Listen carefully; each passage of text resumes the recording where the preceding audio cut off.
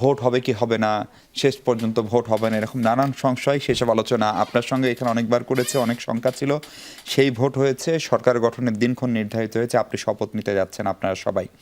তার আগে আজকে বিএনপি চেয়ারপারসন যে সংবাদ সম্মেলন করলেন, সেখানে উনি যে বার্তা দিলেন, তার প্রধান বার্তা আপনার কাছে কি মনে হলো? আপনি নিশ্চয়ই সেই সংবাদ সম্মেলনটি শোনার সুযোগ হয়েছে আপনার।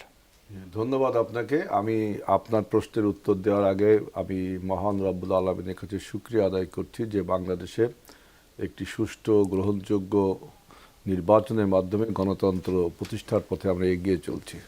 আমাদের আজকের সংবাদ সম্মেলনে আমাদের চেয়ারম্যান যে কথাটি বুঝিয়েছেন, যে সেটা হলো যে আমাদের একটা ঐক্য, এই নির্বাচনের মাধ্যমে আমরা যারা সরকার গঠন করতে যাচ্ছি, বিরোধী দলে যারা যাচ্ছি, সবার একটা ঐক্য যদি থাকে যে অন্তত দেশটা পরিচালনা করবার জন্য, তাহলে যারা আর কি আমার বাংলাদেশকে পিছিয়ে রাখতে চায়, যারা বাংলাদেশকে আপনার ফ্যাসিবাদী শক্তি উত্থান যাতে না ঘটে, এই জন্য আমাদের মধ্যে যেভাবে ঐক্যবদ্ধভাবে আন্দোলনটা হয়েছিল, সেই ঐক্য যাতে আমরা বজায় রাখতে পারি এবং দেশের উন্নয়নে সরকার এবং বিরোধী দল যেন আপনার পাশাপাশি কাজ করতে পারে।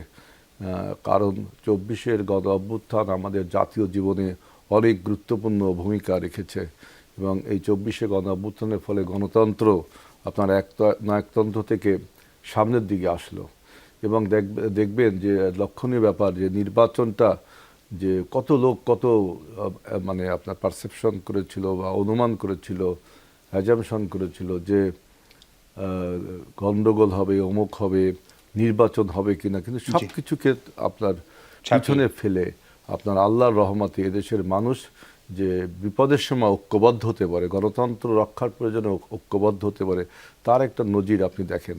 ৭১-এ আমরা ঐক্যবদ্ধ হয়েছিলাম, ৯০-তে আমরা ঐক্যবদ্ধ হয়েছিলাম, ২৪-এ আমরা ঐক্যবদ্ধ হয়েছিলাম, এবার নির্বাচনেও আমরা ঐক্যবদ্ধ হলাম।